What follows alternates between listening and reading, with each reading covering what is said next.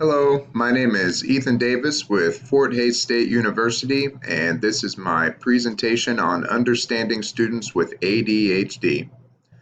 As of 2016, 6.1 million children were diagnosed with ADHD between the ages of 2 to 17. 2 to 5, there were roughly 388,000, 6 to 11, 4 million, and ages 12 to 17 were 3 million. This is according to the Centers for Disease Control and Prevention as of 2016. In this study, boys were found to be more likely diagnosed with ADHD than girls, though in recent years there has been a surge in adolescent and adult women diagnosed with ADHD. This increase in diagnosis is due to the change of perspective in both parents and physicians towards ADHD problems. Parents are now more active with treatment for their children as a means to improve their child's performance in school and academic achievement, typically by use of medication. In the US, it's reported that almost 70% of children diagnosed between the ages of 2 to 17 receive medication. Now, ADHD is broken down into three subcategories. There is predominantly inattentive, where there's failure to pay close attention to details, careless mistakes are made, there's trouble staying focused, daydreaming often occurs, there's issues with organization, they're distracted easily, and often they're forgetful. Then there are those who are diagnosed predominantly hyperactive and impulsive. These children might fidget or tap or squirm constantly. They have difficulty staying seated and they're in constant motion. They talk too much and there's a lack of patience in many daily activities. The third subcategory is a combination of both hyperactive, impulsive, and inattentive.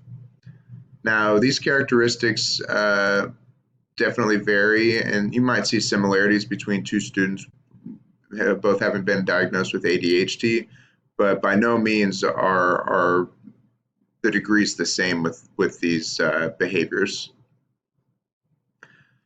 Now, children diagnosed with inattention often are disrupted by their own thoughts. They move quickly. Oh, shit. Hello, my name is Ethan Davis with Fort Hays State University, and this is my presentation on understanding students with ADHD. As of 2016, there were 6.1 million children diagnosed with ADHD between the ages of 2 and 17. From 2 to 5, there were 388,000. Ages 6 to 11, there were 4 million. And ages 12 to 17, there were 3 million. Now, this study is according to the Centers for Disease Control and Prevention. Since then, it has also been determined that boys are more likely to be diagnosed than girls. Though in recent years, there's been a surge in ADHD diagnosis with adolescent and adult women. Now, the increase in diagnosis between, Hello, my name is Ethan Davis with Fort Hays State University, and this is my presentation on understanding students with ADHD.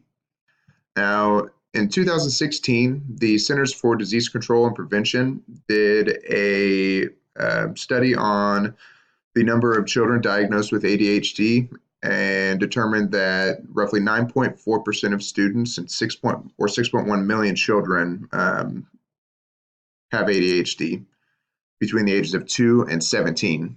From 2 to 5, there were 388,000. From 6 to 11, 4 million. And then from ages 12 to 17, there were 3 million students diagnosed. It's also been determined that boys are more likely to be diagnosed than girls, though in recent years there has been a surge in adolescent and adult women diagnosed with ADHD. Now, in 2003, the diagnosis was of children with ADHD was at 4.4 million. In 2007, that increased to 5.4 million. In 2011, it increased to 6.4 million. And then since 2011, as of 2016, there was a decrease to 6.1 million. Now, between 2003 and 2011, it's believed that the increase in diagnosis is due to the change in perspective in both parents and physicians towards ADHD problems. Parents are more active with treatment for their children as a means to improve their child's performance in school, and they typically do this by use of medication. In the United States alone, it's reported that 69% of children between 2 and 17 receive medication as a means to improve ADHD symptoms. Now, ADHD is broken down into 3 subcategories. There is predominantly inattentive, where there's a failure to pay close attention to details. Students may make careless mistakes. They have trouble staying focused. They daydream. There's issues with organization and time management. They're distracted easily, and they're often forgetful. And then the second category is predominantly hyperactive impulsive. A child may fidget or tap, squirm constantly, or restlessness, which can affect coursework. They have difficulty staying seated. They're in constant motion. They may talk too much, and there's often a lack of patience in many of their daily activities. The third subcategory is a combination of the two, hyperactive, impulsive, and inattentive. Now, the characteristics displayed with each of these subcategories are definitely not seen to the same degree in all people diagnosed with ADHD. Everybody's different, and they all experience different symptoms with the disorder. Now, under IDEA, ADHD is not technically considered a learning disability. Now, it can be determined to be a disability under the IDEA Act, which would make a student eligible to receive special education services. Though under that act, it's listed as an other health impairment. Though many children with ADHD, roughly 20 or 30%, also have a specific learning disability, which provides them with more services. Now, for ways to improve academic achievement with students diagnosed with ADHD is through class-wide interventions. Now, there are numerous options for this. Some of the main ones are duration of tasks, where task duration in the classroom should be brief, and provide immediate feedback, which accommodates for students' short attention span. More directed instruction should be provided by the teacher. This is definitely more beneficial than independent work, and through this, note-taking strategies should be taught, which increase the benefits of the direct instruction. Peer tutoring, which can be done class-wide, and it provides many important variables to set students with ADHD up to be more academically successful. By using peer tutoring, this also provides frequent and immediate feedback, which is beneficial to students with the shorter attention spans. Academic instruction should be more tailored to students' needs, where academic instruction is heavily focused in the mornings, where attention is sharper, and then non-academic, more active activities should be done in the afternoon when attention spans are shorter. Material that is taught in the classroom should be more novel. This means it should be more interesting and highly motivating, which improves attention spans by increasing stimulation, thus improving overall performance in the classroom.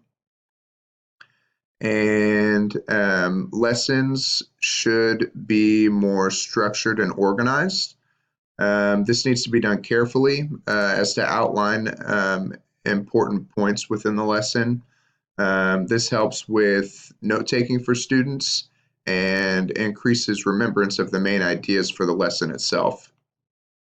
And then physical movement is essential. Again, not just for students diagnosed with ADHD, but for the class as a whole. by providing controlled movement and physical activities, even simple stretch breaks or watering class plants, taking trips to the office or another classroom, or even just standing while doing classroom work will help keep tensions where they need to be and will hopefully prevent restlessness with the students. Um, excuse me. ADHD is definitely very real, and there are things that can be done both at home and in the classroom to benefit those who have been diagnosed with it. Uh, Aside from medication, though, that can be beneficial. Um, I hope this presentation creates a little awareness on that and can benefit anybody you know that might have ADHD. Thank you.